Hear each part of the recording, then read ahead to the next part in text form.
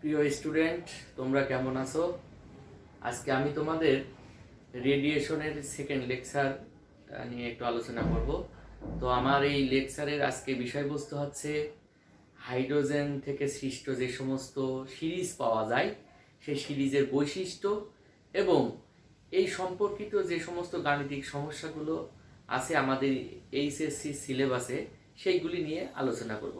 তো আমরা আজকে শুরু করি আমাদের আলোচনা। প্রথমত আমি এখানে লিখি যে হাইড্রোজেন বর্ণালী। তোমরা একটা জিনিস খেয়াল করো, এই হাইড্রোজেন বর্ণালী আমরা দেখছি যে হাইড্রোজেন পরমাণুর একটি নমুনাকে যদি আমরা বাষ্পীভূত বা উত্তপ্ত করে তার ভিতরে বৈদ্যুতিক স্ফুলিঙ্গ চালনা করি, তখন তা থেকে বিভিন্ন ধরনের বিকিরণ পাওয়া যায়।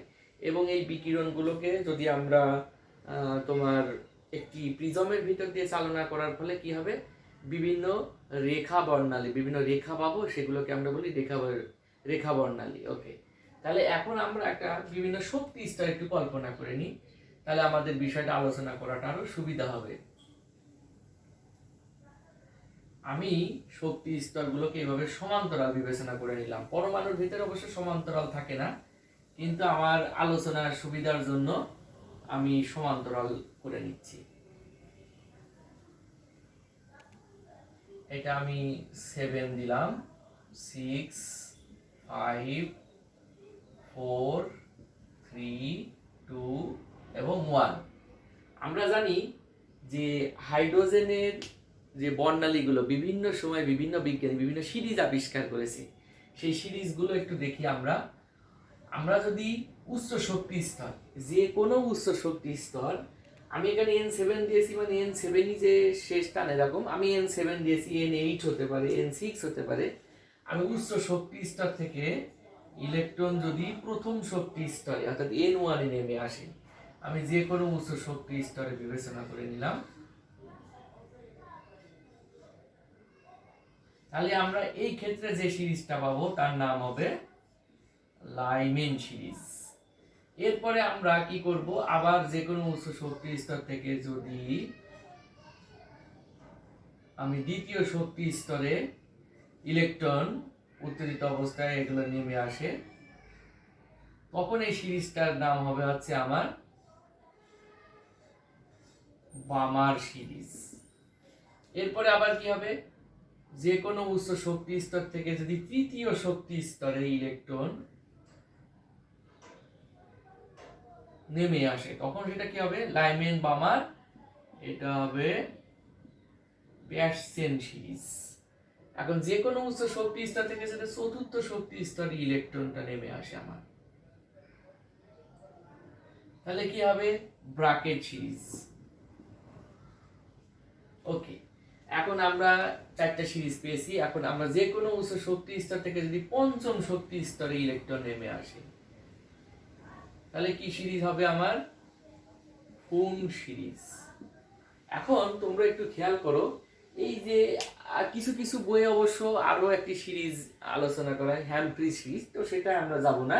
আমরা মোটামুটি লাইমেন, বামার, পেয়ারসেন, ব্রাকেট এবং ফুন এই পাঁচটি সিরিজ নিয়ে, মানে হাইড্রোজেন পরমাণুকে যদি উত্তেজিত, হাইড্রোজেন পরমাণু নমুনাকে যদি উত্তেজিত করা যায়, তাহলে এই ধরনের পাঁচটি সিরিজ পাওয়া যায়। এখন এই সিরিজের আমরা একটু বৈশিষ্ট্যগুলি নিয়ে আলোচনা করব। লাইমেন সিরিজ বৈশিষ্ট্য বলতে আসলে আমরা যেহেতু বিকিরণ বা বর্ণালী বা রেডিয়েশন নিয়ে আলোচনা করছি, সুতরাং এর সাথে কি তরঙ্গ দৈর্ঘ্যের সম্পর্ক। তো লাইমেন সিরিজের যে তরঙ্গ দৈর্ঘ্যটা আমরা এখানে একটু লিখি, এটা হচ্ছে 10 থেকে 380 ন্যানোমিটার। তার মানে আমরা দেখতে পাচ্ছি যে 10 ন্যানোমিটার থেকে 380 ন্যানোমিটার তরঙ্গ দৈর্ঘ্যের যে বর্ণালীগুলো পাবো সেগুলো হবে লাইমেন সিরিজের, এবং এটা দৃশ্যমান এরিয়ার থেকে, দৃশ্যমান সীমা থেকে কম, এটাকে বলা হয় ইউভি অঞ্চলের তরঙ্গ পাওয়া যাবে। ওকে, এবার আসছে আমরা বামার সিরিজ। বামার সিরিজের সীমাটা কত, 380 থেকে 780 ন্যানোমিটার। এটা হলো আমাদের দৃশ্যমান অঞ্চলে। ওকে, তাহলে পেয়ারসেন, ব্রাকেট এবং ফুন এই তিনটা হচ্ছে আমাদের কোন অঞ্চলের আইআর অঞ্চলের। এখন বিষয়বস্তু হচ্ছে যে এই যে আইআর এর যে সীমা, এই সীমাটা কতখানি? আইআর এর একটা সীমা রয়েছে, সেটা হচ্ছে আমাদের 0.78 মাইক্রোমিটার থেকে 1000 মাইক্রোমিটার। কিছু কিছু বইয়ে 0.75ও দেওয়া থাকে। যাই হোক, সেই মানটা আমাদের এত কোনো সমস্যায় ফেলবে না। এই অঞ্চলের আমরা আইআর পাচ্ছি। তার মানে আমরা দেখতে পাচ্ছি যে তরঙ্গ দৈর্ঘ্য এইখানে যে হাইড্রোজেন বর্ণালী যে সিরিজ পাচ্ছি পাঁচটা, সব থেকে বেশি তরঙ্গ দৈর্ঘ্য কোন অঞ্চলের? আইআর অঞ্চলের। তারপরে তার থেকে একটু কম আছে কি দৃশ্যমান অঞ্চলের থেকে বামা সিরিজের, আর লাইমেন সিরিজ আছে ইউবি অঞ্চলের। আচ্ছা, এখন এই যে প্যারসেন সিরিজের আইআর, এই আইআর আবার আমরা গতদিন তোমাদের দেখিয়েছিলাম যে 3 ভাগে বিভক্ত। এই আইআর এর যে সীমাটা, এই আইআর এর সীমা কয় ভাগে বিভক্ত? 3 ভাগে বিভক্ত। তাহলে আমাদের 7.8 থেকে একটি আছে তোমার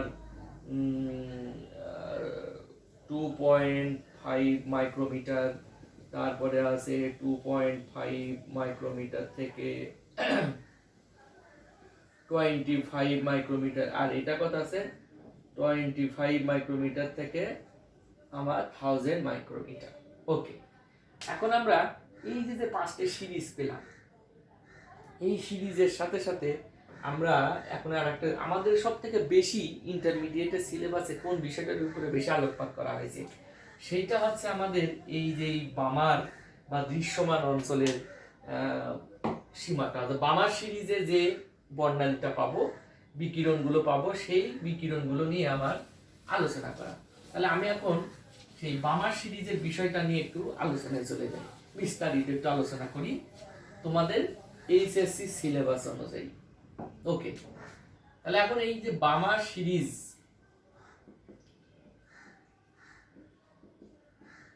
বামার সিরিজ মানে দৃশ্যমান অঞ্চল। আমরা জানি দৃশ্যমান অঞ্চলে 7টি বর্ণ বা বর্ণালী রয়েছে। সেগুলি কি কি? বেনি আসহ কলা, আমরা সংক্ষেপে বলি বেনি আসহ কলা। আমরা এর একটি সীমা দেখি যে বেনি আসহ কলা যে 380 থেকে 780। তাহলে আমাদের প্রথমে আছে কি আছে 380 থেকে 424 ন্যানোমিটার, 424 থেকে তোমার 450 ন্যানোমিটার, 450 থেকে 500 ন্যানোমিটার, 500 থেকে 575 ন্যানোমিটার, 575 থেকে আমার 590 ন্যানোমিটার, 590 থেকে 600 আমার আছে 647 ন্যানোমিটার, এবং 647 থেকে 780 ন্যানোমিটার। এই যে সীমাগুলো, তাহলে এটা হচ্ছে কি আমার বেগুনি, বেগুনি। তারপরে কি নীল, তারপরে কি আসমানি, তারপরে কি সবুজ, হলুদ, কমলা এবং লাল। তার মানে আমরা দেখতে পাচ্ছি যে বিভিন্ন অঞ্চলের এক একটা তরঙ্গ দৈর্ঘ্যের এই সীমা, এই সীমা দিয়ে আমাদের এই মানগুলো আমাদের একটু মনে রাখতে হবে, কারণ আমরা এ থেকে যে গাণিতিক সমস্যাগুলো তৈরি হবে সেই সমস্যাগুলি আমরা সলভ করতে পারবো। ওকে, তাহলে এখন এই থেকে আমরা এখন দেখব যে হাইড্রোজেন পরমাণুর জন্য যে বর্ণালীগুলো হয় সেই সম্পর্কে বিজ্ঞানী বোর একটি গাণিতিক কিছু সমীকরণ দিয়েছে। সেই সমীকরণের এখানে একটুখানি আলোচনা করব আমরা। 1/λ, এটাকে নিউ বারও আমরা লিখি। এটা কি RH মাইনাস, এখানে N1 বলতে আসলে কি বোঝানো হয়েছে? এটা হচ্ছে নিম্ন শক্তি স্তর, নিম্ন শক্তি স্তর। এখন N1 বলতে প্রথম শক্তি স্তর না, কিন্তু N1 বলতে বোঝানো হয়েছে নিম্ন শক্তি স্তর। এই ক্ষেত্রে এই অঙ্কের অনেক বইয়ে আমরা এখানে লেখা থাকে যে NI মানে ইনিশিয়াল মানে প্রাথমিক শক্তি স্তর, আর NF মানে ফাইনাল শক্তি স্তর। মানে ইলেকট্রন উচ্চ শক্তি স্তর থেকে যখন নিম্ন শক্তি স্তরে নেমে আসে, উচ্চ শক্তি স্তর বলতে ফাইনাল শক্তি স্তর, আর নিম্ন শক্তি স্তর বলতে এক্ষেত্রে বোঝানো হয়েছে ইনিশিয়াল শক্তি স্তর। তো যাই হোক, আমরা এখানে N1 এবং N2 দিচ্ছি, এটা নিম্ন শক্তি স্তর বোঝানো হচ্ছে, আর এবং N2 দিয়ে কি বোঝানো হচ্ছে, উচ্চ শক্তি স্তর। ওকে, একটা আছে নিম্ন শক্তি স্তর এবং আরেকটি হলো আমার উচ্চ শক্তি স্তর। এখন এই যে এখানে যে একটা জিনিস দেখছো তোমরা, এটাকে কি বলা হয়, রিডবার্গ ধ্রুবক। এই রিডবার্গ ধ্রুবকের কিন্তু একটি ভ্যালু রয়েছে, সেই ভ্যালুটা কি, 2π² m e⁴। আমরা যদি ইকুয়েশনটা দেখি, তারপরে আছে কি z² ডিভাইডেড h³ c। এখন এই যে রিডবার্গ ধ্রুবকের যে ইকুয়েশনটা আসলে এখানে লেখা হয়েছে, এখানে একটা কথা বলা হয় যে এক ইলেকট্রন বিশিষ্ট পরমাণু বা আয়নের জন্য।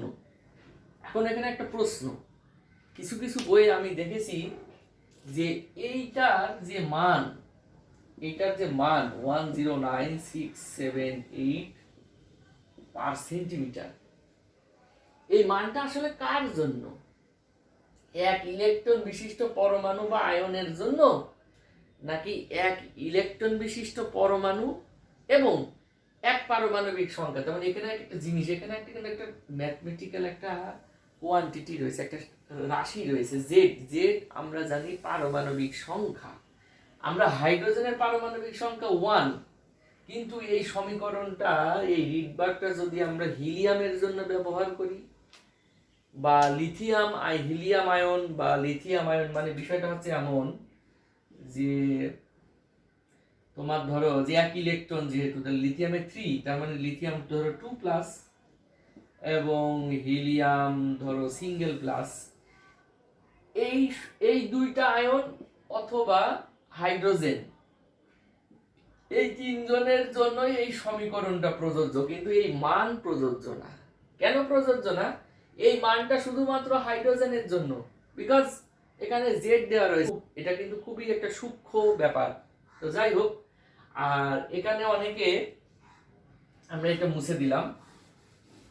এখন আমরা একটু দেখব যে এই যে নিউ বার মানে এই যে এই অংশটুকু কিভাবে আসছে। আমরা অনেকে করি নিউ বার সমান 1/λ, এটা কিভাবে আসে এটা বুঝতে অনেক সময় সমস্যা হয়। তো আমি এখানে একটু জাস্ট তোমাদের একটু এটাকে ক্লিয়ার করে দিই। আমরা জানি সি সমান নিউ ল্যামডা। ওকে, আমার তো দরকার হলো ল্যামডা, তাই না? আগে বলে নি এই নিউ বার মানে কি। আমরা জানি নিউ মানে ফ্রিকোয়েন্সি, আর এই নিউ বার মানে কিন্তু ফ্রিকোয়েন্সি না। ফ্রিকোয়েন্সিটা মানে এটা হচ্ছে একটা নির্দিষ্ট দূরত্বের, সেটা হতে পারে সেন্টিমিটার, হতে পারে বা মিটার হতে পারে। ওই নির্দিষ্ট দূরত্বে কতগুলো তরঙ্গ দৈর্ঘ্য পাওয়া যায়, তার মানে তরঙ্গ সংখ্যা।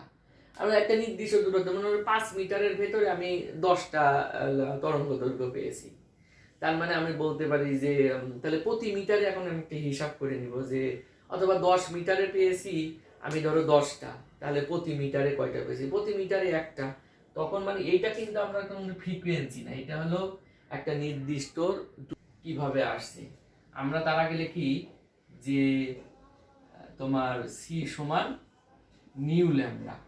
তাহলে নিউ ল্যামডা আমরা যদি এখানে যদি শুধু ল্যামডা লিখি, তাহলে কি হবে, সি বাই নিউ।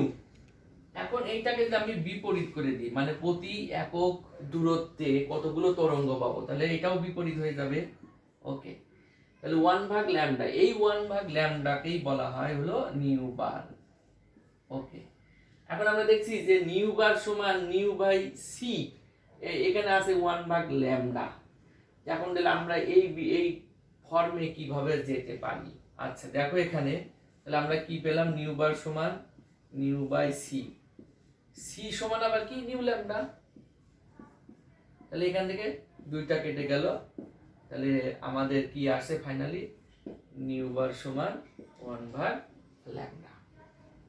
তার মানে আমরা এইভাবে বিষয়টা কিন্তু নিউ বার সমান 1/λ আমরা পেয়ে থাকি। ওকে, তাহলে আমরা মোটামুটি এই জিনিসটা বুঝতে পারলাম। এইবার আমরা এখানকার একটু গাণিতিক সমস্যা এগুলো আমরা যাই, একটা অঙ্ক করি। আমরা একটা অঙ্ক করলে আমাদের বিষয়টা আরো স্পষ্ট হবে। ধরে নিলাম হাইড্রোজেন পরমাণুর উত্তেজিত ইলেকট্রন চতুর্থ শক্তি স্তর থেকে দ্বিতীয়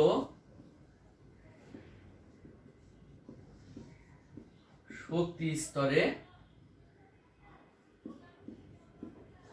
নেমে আসলে যে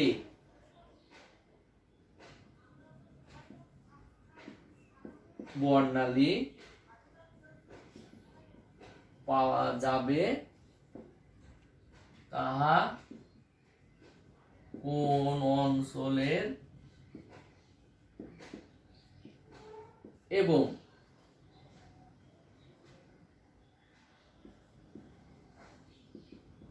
কিরূপ বর্ণের হবে। এখানে আবার আরেকটা প্রশ্ন হয়, কোন অঞ্চলের এবং তা দৃশ্যমান না অদৃশ্যমান, তা কি দৃশ্যমান? এই বিভিন্ন ভাবে আসলে প্রশ্ন হতে পারে। এখন আমরা এইটার যদি এই সমস্যাটার সমাধান করি, গাণিতিক সমস্যার সমাধান করি, তাহলে আমরা একটু দেখি যে কেমন হয়।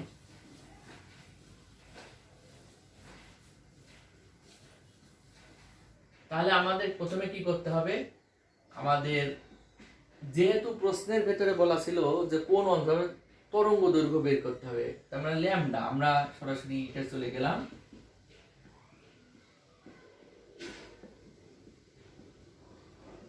আচ্ছা, দেখো আমাদের প্রশ্ন ছিল যে উত্তেজিত ইলেকট্রনটি চতুর্থ শক্তি স্তর থেকে দ্বিতীয় শক্তি স্তরে।